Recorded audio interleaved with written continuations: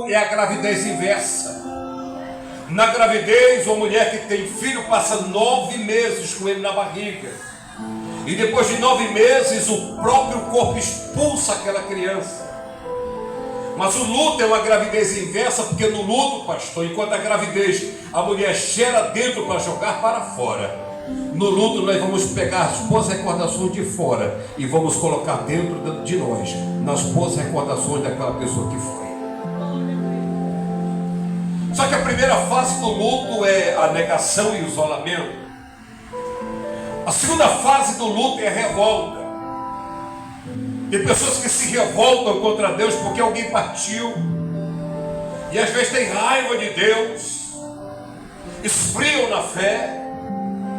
Não entendem que a morte, ela é a maior bênção que pode existir na vida de um cristão. Mas pastor Paulo disse que o salário da morte, o salário do pecado é a morte. A morte deixou de ser salário do pecado para o crente, porque a morte não é mais salário do pecado para o crente, mas é promoção para nós chegarmos à presença do teu poder. Segundo momento do luto é exatamente a revolta. Quando se passa pela revolta, vem a terceira fase do luto, que é a barganha. Na barganha, quem está vivo fica dizendo para Deus: por que não foi eu que fui no lugar dele ou no lugar dela? A gente tenta barganhar com Deus. Quarta fase do luto é uma das mais difíceis que tem, que é a depressão. Mas depois da depressão vem a última fase, que é a aceitação. Mas graças a Deus, nesse ambiente aqui, a irmã Marta e a irmã Maria não chegaram a passar por todas as etapas do luto, porque Jesus, ele chegou naquele ambiente de dor. Jesus chegou naquele ambiente de morte. E hoje é um ambiente propício para o meu Deus, o teu Deus, o nosso Deus se manifestar no meio das nossas dores. Jesus, ele vai até onde estava Lázaro depois que ele havia sido sepultado há 4 dias. Marta era aquela que tinha ficado na cozinha enquanto Jesus estava na sua casa, e Maria estava aos pés de Jesus. E agora, quando a morte chegou na casa de Marta e de Maria, a primeira a correr para os pés de Jesus é a irmã Marta. Diametralmente oposto à casa, quando Maria estava nos pés de Jesus e Marta estava longe de Jesus na cozinha. Agora é Marta que vai primeiro. E quando Marta chega aos pés de Jesus, ele estava entrando na cidade. Ela sai ao seu encontro e disse: mestre, se tu estivesses aqui, meu irmão não teria morrido. Eis aqui um dilema na vida de um crente. A Bíblia diz que Jesus Cristo é o mesmo ontem, é o mesmo hoje, é o mesmo eternamente. Jesus Cristo é o mesmo ontem, é o mesmo hoje, é o mesmo eternamente. Aleluia. Nós temos facilidade, pastor, de acreditar no Jesus de ontem e temos dificuldade de acreditar no Jesus de hoje, porque Marta disse para Jesus: se tu estivesses aqui no passado, o meu irmão não teria morrido. E Jesus olhou para Marta e disse: Marta, se creres verás a glória de Deus. Eu sou a ressurreição e a vida, e aquele que esteja morto, aquele que ainda esteja morto, ele viverá, e quem está vivo não morrerá. Crê tu nisso, Marta? Aí ela sai do passado e vai para o futuro. Eu creio que meu irmão vai ressuscitar no último dia. Nós temos facilidade de acreditar no Jesus de ontem e acreditar no Jesus do amanhã, mas temos dificuldade de acreditar no Jesus de hoje. Jesus disse: Marta, eu sou a ressurreição e a vida.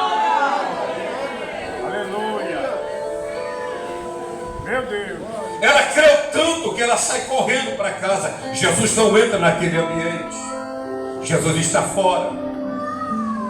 Ela chega para a irmã Maria e no versículo 28 diz: ela chama em segredo.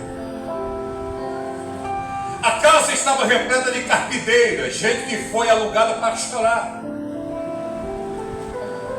Mas ela chega naquele ambiente de dor, chama a sua irmã Maria em secreto e cochicha no seu ouvido. O mestre está aqui e ele mandou te chamar.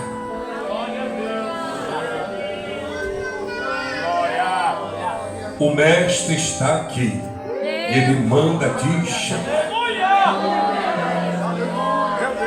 O mestre está aqui e ele manda te chamar. Mas deixa eu te dizer uma coisa. A irmã Marta falou em segredo para a irmã Maria, cochichou no ouvido dela. O mestre está aqui e ele manda te chamar. Você crê que o mestre está aqui? Só que a irmã Marta falou em segredo. Eu não vou falar em segredo. Eu estou falando nessa noite para o céu ouvir, para o inferno ouvir, e para você que chegou aqui com dor no seu coração. O mestre está aqui e ele acabou de mandar te chamar para sair desse ambiente de dor, desse ambiente que te machuca, desse ambiente de luto, desse ambiente de morte, desse ambiente de sono. O mestre está aqui e ele manda te chamar.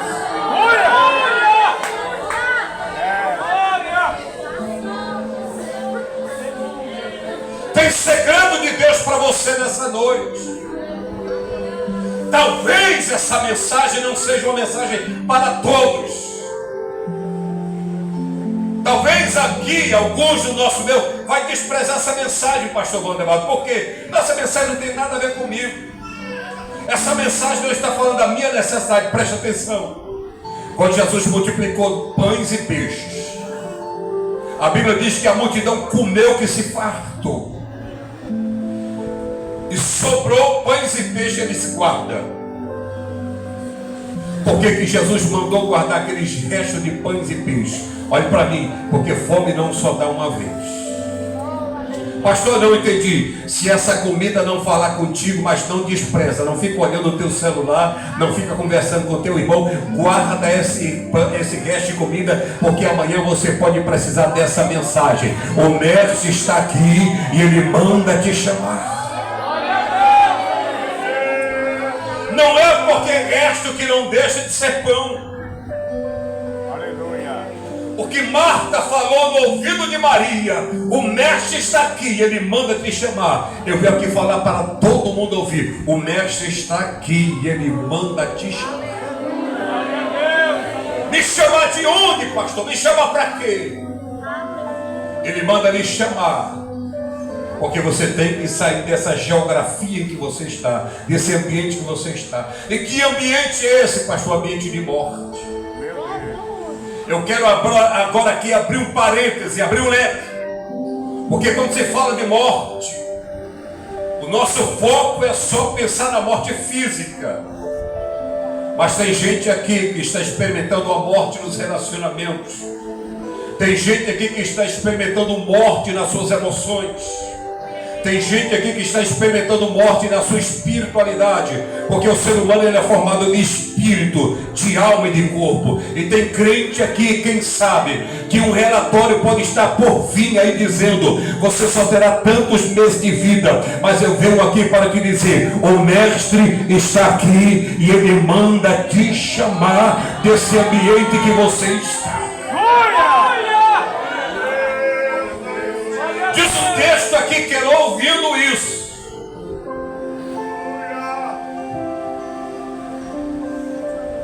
ela ouviu essa frase: o mestre está aqui, manda te chamar. Mas você sabia que nessa noite tem pessoas que, mesmo eu pregando aqui, não estão ouvindo essa mensagem, porque a tua dor é tão intensa. Agora eu vou falar como psicanalista. Quando o nosso emocional, que nós temos aqui o parasimpático, o simpático, o cérebro límbico, quando é ativada essa parte do cérebro, que nós chamamos de cérebro das emoções, sabe qual é a primeira parte que é bloqueado? É bloqueado o lóbulo frontal, que é a parte do raciocínio, a parte do pensamento. É por isso que quando tem crente, diz pessoas, seres humanos que estão desestruturados emocionalmente, eles não conseguem raciocinar, só conseguem reagir. Naamã estava no ambiente de cura, mas na hora que o profeta disse: vá no Rio Jordão e tome 7 mergulhos no Rio Jordão, sabe o que ele fez? A dor dele era tão intensa que mesmo com o racional bloqueado, ele tentou racionalizar no ambiente de cura. E deixa eu dizer a coisa, no ambiente profético, no ambiente de cura, não adianta tentar racionalizar a nossa dor. Eles porventura não são Abana e Farfá, rios melhores do que esse rio Jordão. Ele estava tentando racionalizar a sua dor no ambiente profético. Meu querido, tire a armadura à prova de pregação. Deus está aqui, a palavra de Deus nos diz, o mestre está aqui. Outra tradução, o mestre acabou de chegar e ele manda te chamar. Aleluia. Pastor, porque você está sendo repetitivo? Está faltando argumento, meu irmão. Faltar argumento para um bacharelado em teologia, irmão, é difícil. Faltar argumento para alguém que tem licenciatura em filosofia é difícil. Faltar argumento para quem é terapeuta, psicanalista é difícil. Eu estou entendendo que Deus está forçando essa palavra para ela que entre não na sua alma, mas entre no seu espírito. O mestre acabou de chegar e ele manda te chamar.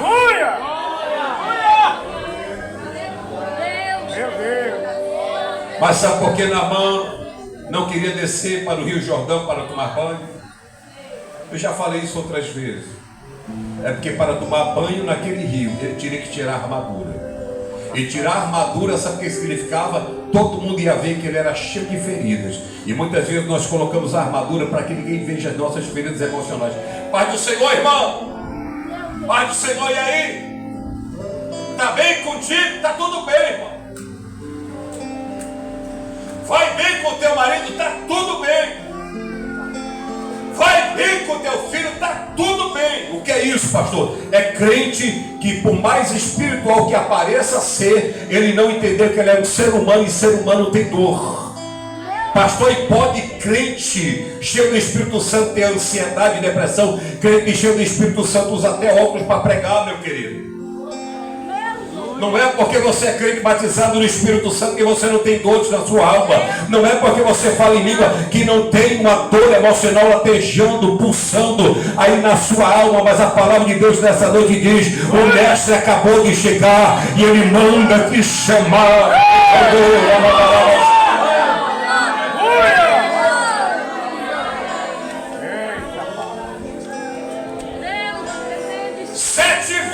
Pastor Valdevaldo, a Bíblia diz, lá no capítulo 2 e no capítulo 3 de Apocalipse, quem tem ouvidos ouça o que o Espírito diz às igrejas. Quem tem ouvidos ouça o que o Espírito diz às igrejas. Quem tem ouvidos ouça o que o Espírito diz às igrejas. Quem tem ouvidos ouça o que o Espírito diz às igrejas. Quem tem ouvidos ouça o que o Espírito diz às igrejas. Quem tem ouvidos ouça o que o Espírito diz às igrejas.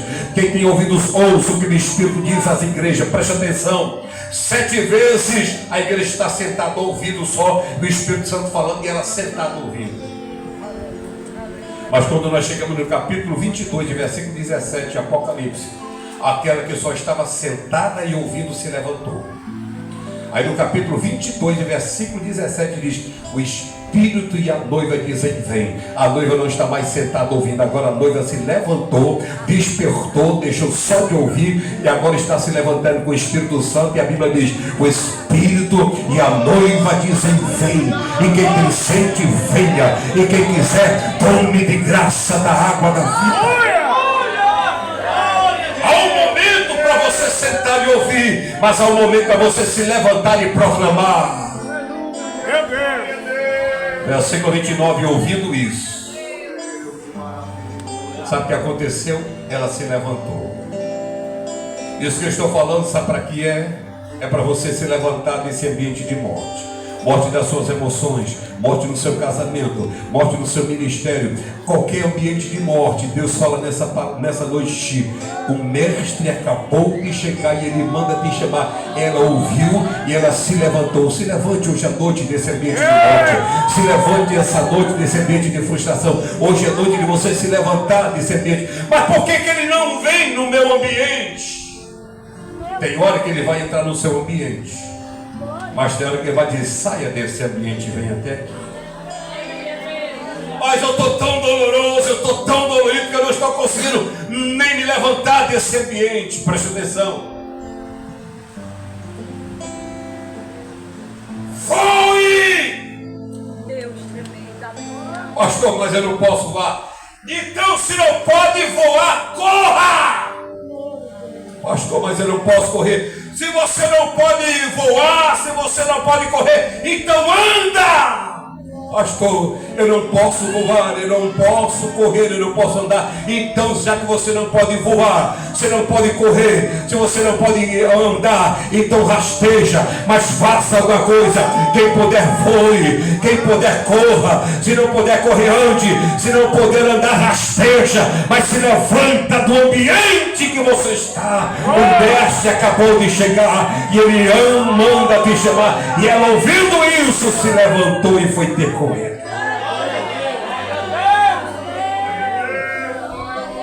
Preste atenção. Jesus, pastor, ele não entrou na cidade, ele ficou fora. Que Jesus maldoso. A irmã está lá morrendo, o irmão 4 dias sepultado, uma dor terrível. A casa ainda está cheia de gente chorando, apesar de ter 4 dias. E Jesus não entra naquele ambiente.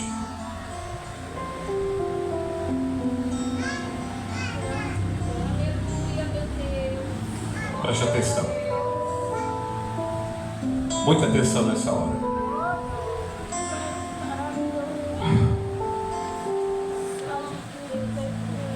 Ezequiel estava forte. Ezequiel estava com o joelho calejado da oração. Aí teve um momento na vida de Ezequiel que ele fraquejou. Só que Deus viu força nele ainda. Aí Deus gritou: filho do homem, põe-te em pé e eu falarei contigo. Tem hora que o crente ainda tem uma reserva de força para se levantar. Eu vou repetir, tem hora que o crente tem uma reserva de força para se levantar. Ele disse: filho do homem, põe-te em pé e eu falarei contigo. Agora chegou o momento, meu pastor, na vida de Ezequiel, que ele não tinha mais força.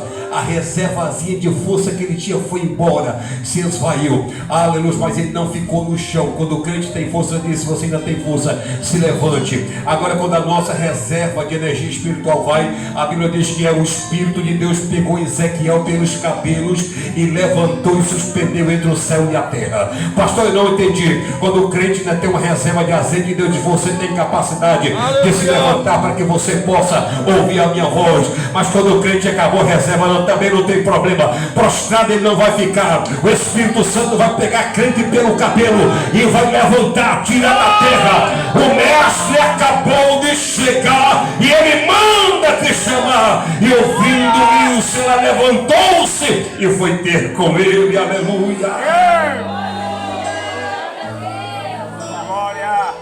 Ainda Jesus não tinha chegado à aldeia, mas estava no lugar onde Marta o encontrava.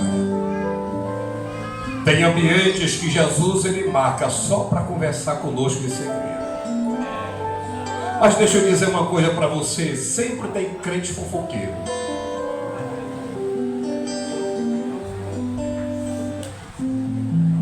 A irmã Marta cochichou no ouvido da irmã Maria: o mestre acabou de chegar e manda te chamar. Irmão, aí tinha uma turma lá que estava chorando profissionalmente. Quando viu, era segredo. Quando a irmã Maria se levantou, porque ela tinha ouvido em segredo, o texto diz: Marta em segredo cochichou no ouvido dela e disse: o mestre acabou de chegar e ele manda te chamar. E só ela escutou, só ela se levantou e só ela foi. Mas os outros que estavam lá, quando viram, ela correndo, disse: ela vai para o sepulcro chorar. Vamos chorar com ela. Versículo 32. Tendo, pois, Maria chegado onde Jesus estava e vendo. Sabe por que ele manda nos chamar? Na hora que ela chegou onde Jesus estava, ela se lançou nos pés dele. Sabe o que significa se lançar aos pés? A palavra grega é proskíneo. Proskíneo significa reverenciar, se dobrar. Mas sabe o que significa proskíneo? Significa adorar. Sabe por que o mestre manda te chamar? Porque ele quer nessa noite receber a tua adoração. Sabe por que o mestre acabou de chegar e ele manda te chamar? Porque no meio das suas dores, das suas lágrimas, Deus quer receber a sua adoração. Pastor, mas é difícil adorar no contexto desse, eu sei. Eu já fiz essa rota várias vezes. A primeira vez que eu fiz essa rota, eu tive que sepultar minha mãe, pregar num cortejo fúnebre dela, enterrei minha mãe de manhã e à tarde estava pregando no ciclo de oração, num culto de avivamento e ciclo de oração. Tive que pregar, tive que pegar minha dor, colocar para dentro, embora depois ela saísse. Mas o Senhor disse: vai, acabei de chegar, se levanta, sepulta o teu morto, vai para a minha casa, prega a minha palavra e me adora. Tem hora, meu querido, que o Senhor nos chama para adorá-lo no meio do ambiente de dor.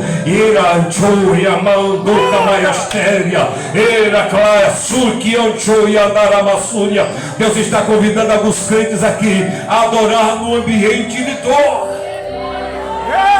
Mas para isso você vai ter que ouvir e se levantar e ir no ambiente onde ele está.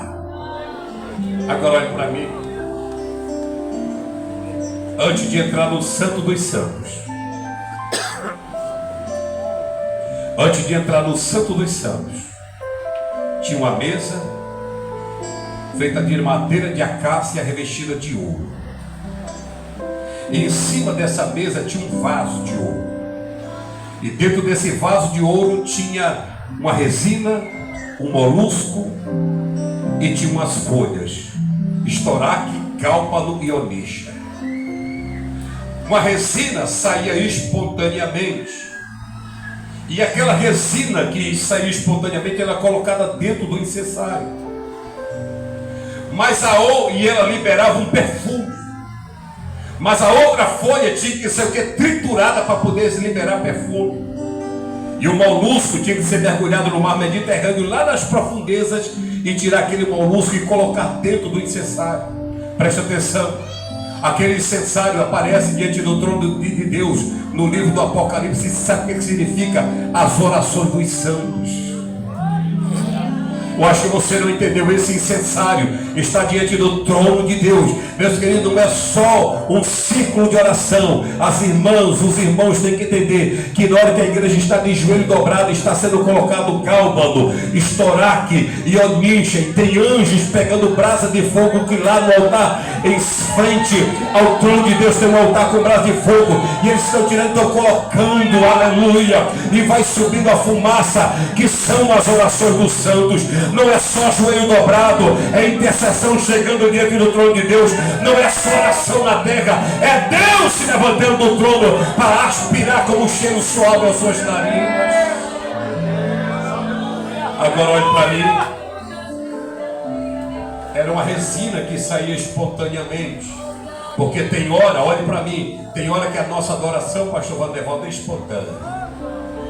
Não precisa, não, pregador, mandar ninguém dar glória a Deus, levantar a mão, é espontâneo.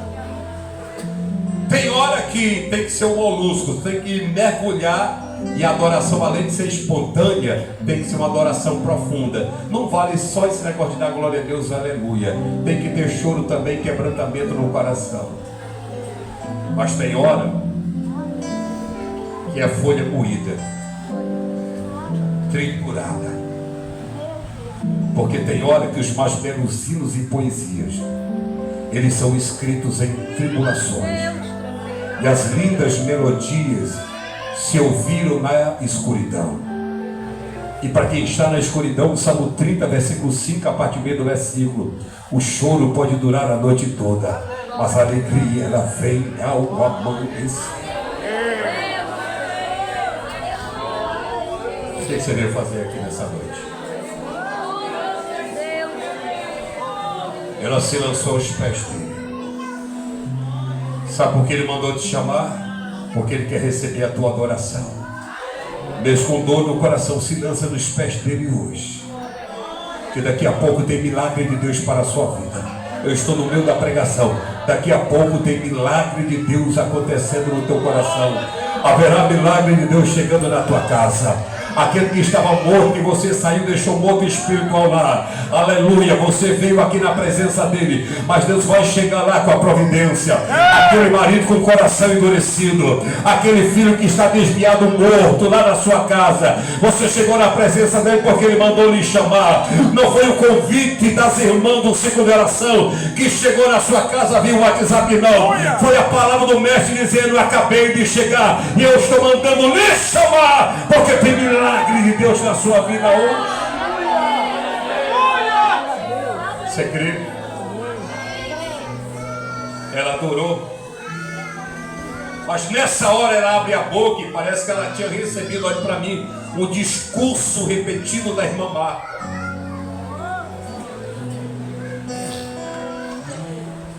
Ela agora vai colocar a dor da sua alma.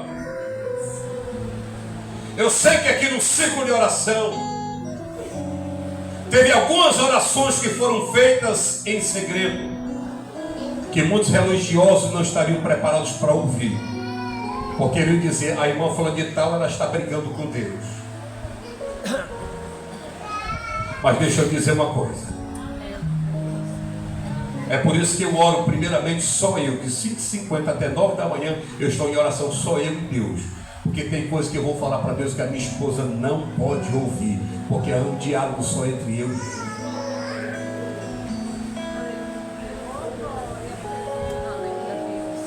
Mas tem muita gente religiosa que não estaria preparada para ouvir a oração de algumas irmãs aqui, vai ser, depois sair dizendo: a irmã foi para o círculo de oração só para se lamentar.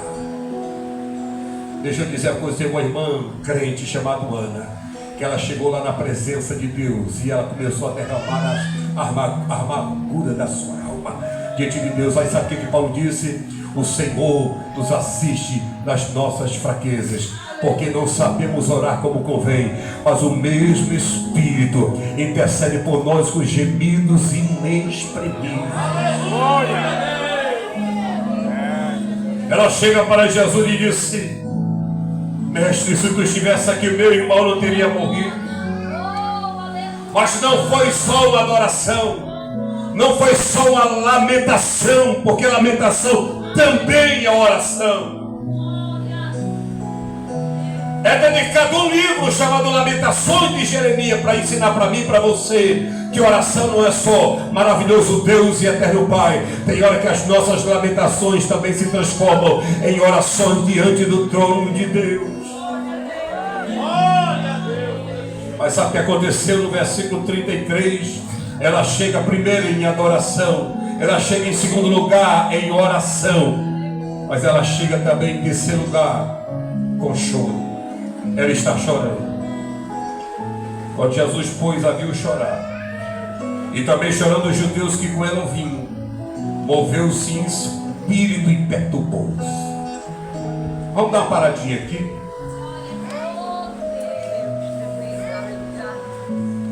Você consegue imaginar um crente chorando e Jesus ficando perturbado porque ele está chorando?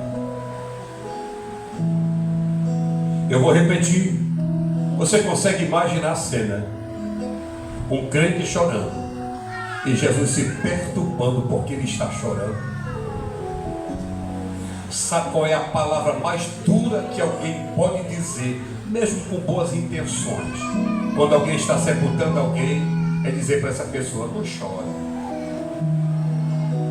Olhe para mim, se essa pessoa não chorar, aquele choro ele vai sair potencializado em forma de depressão lá na frente. Eu e você não podemos dizer não chore. O único que pode dizer não chore, você vai daqui a pouco ver que ele mesmo chorou. Quando a viu chorar, Jesus se perturbou no espírito. Ficou perturbado. Agora preste atenção. Jesus se perturbou não foi na sua alma. Jesus não se perturbou no seu coração. Jesus se perturbou no espírito. Pastor, e o que é o espírito do homem? O espírito do homem é o elo de comunicação entre o homem e Deus. Nós temos 3 faculdades no espírito: intuição, comunhão e consciência. Jesus se perturbou no espírito, ou seja, Jesus ele saiu do nível das emoções humanas e ele foi entrando no nível espiritual. O milagre estava para acontecer. Jesus não se perturbou na alma, Jesus não se perturbou no corpo, ele se perturbou no espírito. E quando Jesus se perturba no espírito, se prepare, porque tem milagre vindo na sua direção. Eu estou pregando para crentes que estão acostumados com milagres. Eu estou pregando para crentes que estão acostumados com o ambiente de oração e de intercessão. Jesus se perturbou no espírito. E na hora que Jesus se perturba no espírito, ele disse: aonde puseram? Aí agora sim, preste atenção. Depois que Jesus se perturbou no espírito, aí agora ele entra no ambiente de dor. Alguém disse: entre nesse ambiente de dor, vem e vê. Jesus agora está entrando no ambiente de dor. Olhe para mim agora com muita atenção, aqui em cima bem baixinho, por favor. Jesus chorou. Pergunta: por que Jesus chorou?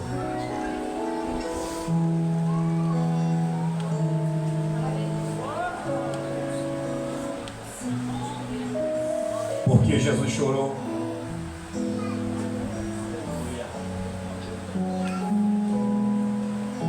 Jesus, ele chegou no ambiente de dor, a primeira atitude dele foi chorar. Por que Jesus chorou? Primeiro, Jesus chorou porque ele era homem. E é tipo dos homens chorar. Nós choramos em 3 momentos da nossa vida. Nós choramos na hora do nascimento, que se não chorar o médico vai bater até você chorar, é dando boas-vindas para esse mundo. Esse mundo é um mundo de choro. Segundo momento que nós vamos chorar a vida toda. E o terceiro momento que nós vamos chorar na hora da morte. O defunto não chora, mas quem está perto chora porque o defunto morreu. Deus tremendo. Mas tem um lugar. Aleluia. Que a Bíblia diz que nesse lugar Deus enxugará dos nossos olhos toda a lágrima. Ali não haverá mais pranto, ali não haverá mais choro, ali não haverá mais morte, ali não haverá mais dor, porque as primeiras coisas são passadas e Deus está fazendo coisas novas. Tem coisa nova vindo na sua direção e eu estou pregando pelo Espírito de Deus. Oh, glória! Jesus chorou primeiro porque ele era homem. Jesus chorou porque, em segundo lugar, ele viu Maria chorando. Jesus chorou porque, em terceiro lugar, ele viu a incredulidade do povo. Jesus chorou porque, em quarto lugar, ele viu que o salário do pecado era a morte. Eu e você não fomos criados para morrer. A morte é um salário de algo que não estava no plano de Deus, mas aconteceu pelo livre-arbítrio humano. Quinto lugar, porque Jesus chorou, porque Jesus iria ressuscitar Lázaro. Pastor, Jesus chorou porque ele ia ressuscitar Lázaro. Lázaro ia ressuscitar da morte para depois morrer de novo. E sabe por que Jesus chorou em último lugar? Porque Jesus ia tirar Lázaro de um lugar. Tirar de um lugar de delícia para colocar ele novamente aqui. Sabe por que Jesus chorou? Porque Jesus sabia que Lázaro ia deixar um lugar, que Jesus estava lá e ele sabia como era para Lázaro vir para cá novamente. Aleluia. Aleluia! Aleluia, aleluia. É por isso que lá não tem mais choro, lá não tem mais morte, não tem mais dor. Jesus chorou. E na hora que Jesus está chorando, os discípulos, a multidão disse: estão vendo como ele o amava, por isso que ele está chorando. Versículo 38, Jesus, pois movendo-se outra vez muito em si mesmo, foi ao sepulcro, ele era uma caverna e tinha uma pedra posta sobre ela. E Jesus, chegando na porta da sepultura, diz: tirai a pedra.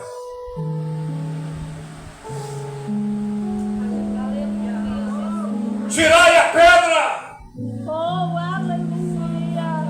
Aleluia. Na hora que Jesus diz: tirai a pedra, alguém grita: Senhor, já cheira mal, porque é de 4 dias. Olhe para mim. Tem hora que Jesus deixa o negócio feder na tua casa, no teu casamento, para poder entrar com providência. Aleluia. Tem hora que o negócio está fedendo, você não encontra mais cheiro de vida em canto nenhum. É um ambiente de dor, é um ambiente de morte. Mas é nesse momento que ele chega dizendo: tirai a pedra. Embora alguém esteja dizendo: não tem mais solução, não tem mais jeito, já é morto de 4 dias. Mas ele está dizendo essa noite: tirai a pedra. Alguém gritou: já é de 4 dias, Senhor, já cheira mal. Olhe para mim. Os judeus acreditavam que o espírito, a alma da pessoa, ficava perto do corpo até 3 dias. Depois disso, quando o corpo começava a ficar podre, o espírito, a alma da pessoa sabia, isso na cultura judaica, sabia que ali não tinha mais jeito, aí ia embora. Já era o 4º dia. Se essa cultura judaica estava no coração de Marta e de Maria, elas tinham ainda um desejo que Jesus tivesse chegado pelo menos no terceiro dia. E olha para mim, eu fui espírita kardecista durante 9 anos antes de conhecer o cristianismo. Olha que eu fui criado numa igreja, num berço evangélico. Com 12 anos de idade eu me desviei da igreja, conheci o mundo. Fui ser primeiramente um bandista, enjoei, aí achei que era muito senso comum, aí fui ser espírita kardecista. O espiritismo de Allan Kardec, o Hipólito de Leon Rivail, tem 3 segmentos. A doutrina espírita é filosófica, científica e religiosa. E sabe o que ele diz nesse texto? Que Lázaro não estava morto. Lázaro sofria de catalepsia e Jesus sabia.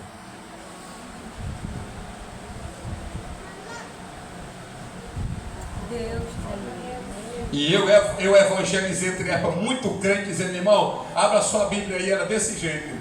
Abra sua Bíblia no livro tal, capítulo tal. Sabe o que significa ressurreição na cultura judaica? Significa reencarnação. Aí quando eu me converti, irmão, aí foi a vez de eu ser evangelizado por espíritos. Aí o espírito de uma vez chegou para mim e disse: você sabia que João Batista era a última encarnação de Elias? E eu disse para ele: se João Batista era a última reencarnação de Elias, por que João Batista, depois de morto, não apareceu lá no capítulo 17 de Mateus, juntamente com Moisés? Se João Batista era a reencarnação de Elias, que era para ter aparecido muita transfiguração, não era Elias, era para ter aparecido João Batista. Ele ficou sem palavra. Aleluia. Mas não tem catalepsia. Aleluia, a esperança tinha morrido e Jesus estava dizendo: tirai a pedra. Aleluia. E alguém está gritando: já cheira mal porque é de 4 dias. Aí Jesus recorda novamente: já disse para vocês, se vocês crerem, vocês vão ver a glória de Deus. Se creres, já te hei dito, se creres, verás a glória de Deus. Aleluia. Já te hei dito, se creres, verás a glória de Deus. Tirai a pedra. E na porta do sepulcro, Jesus gritou: Lázaro! Glória a Deus! Aleluia! Espírito Santo, venha para fora. Lázaro, vem para fora. Lázaro, venha para fora. Meu querido, não me pergunte como foi que Lázaro chegou na porta do sepulcro, porque ele estava com os pés amarrados, estava com o rosto todo envolvido, não enxergava nada, não respirava nada, não falava nada, não ouvia nada, as mãos estavam amarradas, os pés estavam amarrados. Não me pergunte, que até hoje teólogo nenhum sabe responder como foi que Lázaro chegou lá, se ele veio pulando, se ele veio gravitando, não sei, mas eu só sei de uma coisa: quando eu creio na glória de Deus, não tem explicação humana para milagres que vão acontecer na tua casa, na tua vida, no nosso ministério. Se creres, verás a glória de Deus. Quem crê, quem crê, quem crê, quem crê. Não sei como, mas ele chegou. Foi levitando, foi voando, eu não sei. Ele veio. Só que quando ele chegou na porta da sepultura, ele estava todo amarrado. Jesus, olhe para mim, eu estou liberando a palavra profética sobre a sua vida. Jesus vai fazer a obra completa. Pastor, ele está vindo para a igreja, mas ele está amarrado em muita coisa lá no mundo ainda. Pastor, ele veio para a igreja, mas ele não abandonou o amante ainda. E eu estou sofrendo muito com isso, pastor. Ele veio para a igreja, está andando com a Bíblia embaixo do braço, mas o pé dele ainda está amarrado. O rosto dele ainda está todo envolvido com lenço. A mão está amarrada. Minha querida, deixa eu liberar a palavra profunda da sua vida. Deus não faz a obra pela metade. Jesus disse: desatai e deixa ir. Tira as amarras do pé para ele andar. Tira as amarras da mão para ele adorar. Tira o véu do rosto para que ele possa ver, para que ele possa ouvir, para que ele possa falar, para que ele possa respirar. Deus vai fazer a obra completa. Conte o dia, porque Deus vai libertar os pés, as mãos, os olhos, os ouvidos, a boca.